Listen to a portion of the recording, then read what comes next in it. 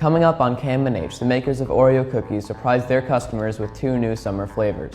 What's really in a Subway tuna sandwich? If you guessed tuna, you might be surprised what KMNH found out. Why you shouldn't release your pet goldfish into the wild.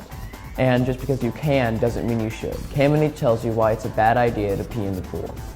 All this, plus how killer caterpillars are actually saving lives, and Santa Monica swimmers got a big surprise that closed down their beaches. Can you guess what it was? On this broadcast of KMNH, so watch it and share it now with friends and family. Welcome to KMNH, kids making the news happen. Some good things are best left alone, but the makers of Oreo Cookies can't just sit back and leave their famous combination of 2 chocolate cookies with vanilla icing alone. I must say the double stuff was a big hit and the mint flavor was tasty too. But now Oreo is pushing the limits again by offering 2 new flavors this summer. According to Thrillers.com and FoodandWine.com, Oreo Cookies' newest summer flavor is salted caramel brownie with 2 layers of cream, 1 caramel and 1 brownie flavored.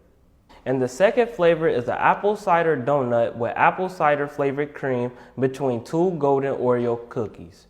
So just like the summer vacation, these flavors only last for a limited time, and once the company runs out, they won't be available again. If you or someone you know needs school supplies this year, then don't miss Happn's free school supply giveaway on August 7th from 12 p.m. to 3 p.m. Students ages 6 to 12 accompanied by an adult can receive 1 free backpack full of school supplies. The school supply giveaway is the yearly tradition at Happn, and I will be there along with the rest of Happn's teens, helping to hand out supplies. Please make sure to wear a mask and social distance during this event. All supplies are free, and the event is first come, first serve while supplies last. Okay, even if you won't admit it, or maybe you were just too young to remember, we have all probably peed in a pool. That's right, I said it, and I'm here to tell you why not to pee in the pool. Little kids pee in the pool all the time, and it's not ever going to stop. That's why we use chlorine to kill any germs that may be in the water. But if older kids and adults pee in the pool, the chlorine just can't handle that much bacteria, and that means that the water and the chlorine will mix, and that's what makes your eyes sting, your nose run, and can cause coughing. It also means that there is less chlorine available in the water to kill other germs. According to CountryLiving.com, the CDC recently released a media campaign reminding us all this summer to pee in the toilet and not in the pool. 4 German tightrope walkers just set a new world record for tightlining by crossing a 2,150 meter valley in Sweden at the height of 600 meters. That's around 1.3 miles across and nearly 2,000 feet in the air. It actually took the team 2 full days to connect the rope from one mountain to another, and since they were so far north, they had 24 hours of sunlight every day in which to work. The height wasn't the only challenge faced by these tightropers. They had to achieve their goal while facing strong winds and in bare feet. When ordering at a restaurant, you might have a reasonable expectation that what you order will be what you're served, but that might not be the case at Subway sandwich shops. Recently, the New York Times bought Subway tuna sandwiches from 3 different locations in Los Angeles and sent frozen samples to a commercial food testing lab after 2 women from California sued the company in January, claiming that the sandwich didn't actually contain tuna. The lab test found results of no tuna DNA in Subway sandwich. According to MSNmoney.com, Subway said that the claims about their sandwiches were false and a reckless attack on their brand, even after another lab test performed by the New York Times found what was described as no amplifiable tuna DNA in the tuna sandwich. According to EatThisNotThat.com, a Subway spokesperson said that the tuna is in fact legit.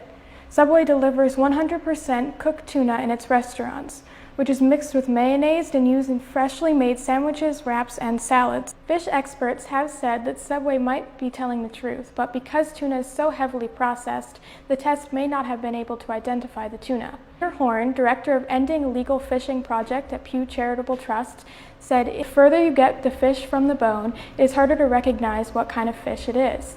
We here at KMNH will keep you updated on this very fishy, or maybe not so fishy story. Between cicadas and dogs, KMNH has covered a lot of animal stories, and there are many more. The Doratifera vulnerans is a type of caterpillar that is commonly found in different places across Australia. It's extremely venomous, but it might just be able to be used to save lives. According to the Good News Network, scientists recently discovered that the venom in these insects could be used in medicines and other pharmaceuticals. Who knew that something so dangerous might also one day help save a life? Many public beaches in Los Angeles area were closed recently after 17 million gallons of untreated sewage were released into the Santa Monica Bay. The spill originated from the Hyperion Water Reclamation Plant, which is the city's oldest and largest wastewater processing facility in operation since 1894. After the spill on Sunday, the Los Angeles Department of Health stated the beaches will remain closed until samples showed there was no longer bacteria in the water. And as of this recording, most of the closed beaches have reopened.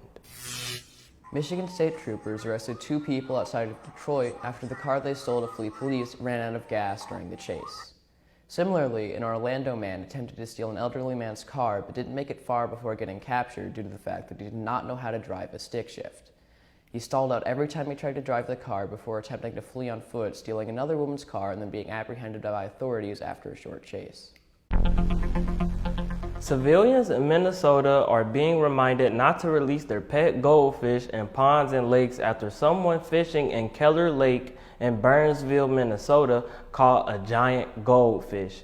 This little problem is most common in the United States, and Burnsville officials say goldfish grow bigger than you think and contribute to poor water quality by mucking up the bottom sediments and uprooting plants.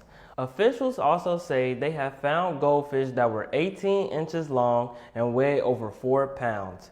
That may not sound big, but for a common goldfish, it most definitely is. Thanks for watching KMNH, Kids Making the News Happen. If you liked this episode, please let us know what you found interesting or entertaining in the comments. Please make sure to share KMNH with your friends and family. Tune in next week as we focus on the art of juggling with a professional juggler who lives right here in Northside. Plus, Toby hits the flat track as the Hamilton County Fair goes off to the races.